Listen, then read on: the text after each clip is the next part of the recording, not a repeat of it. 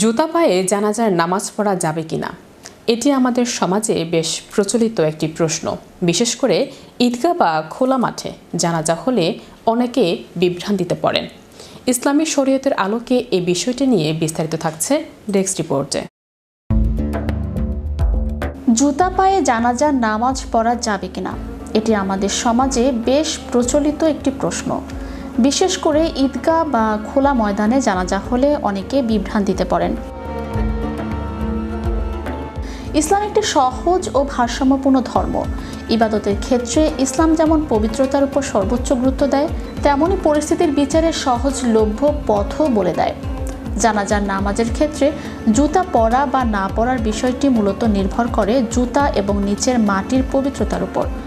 ইসলামী ফিকহ শাস্ত্রের আলোকে জুতা পায়ে দিয়ে জানাজার নামাজ পড়া জায়েজ, তবে এর জন্য প্রধান শর্ত হলো জুতা এবং জুতার নিচের অংশ অবশ্যই নাপাকি থেকে মুক্ত ও পবিত্র হতে হবে।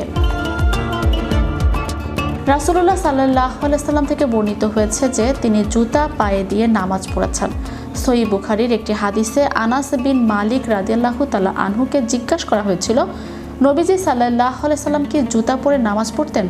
তিনি উত্তরে বলেছিলেন, হ্যাঁ। যদিও এটি সাধারণ নামাজের ক্ষেত্রে বর্ণিত, তবে জানাজার নামাজের ক্ষেত্রেও একই নিয়ম প্রযোজ্য।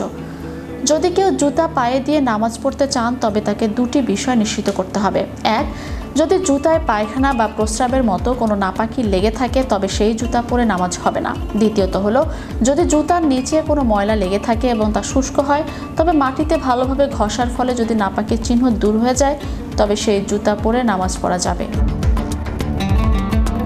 বর্তমানে শহর অঞ্চলে বা পাকা রাস্তায় জানাজা পড়ার সময় অনেক ক্ষেত্রে জুতার নিচে নাপাকি থাকার সম্ভাবনা থাকে।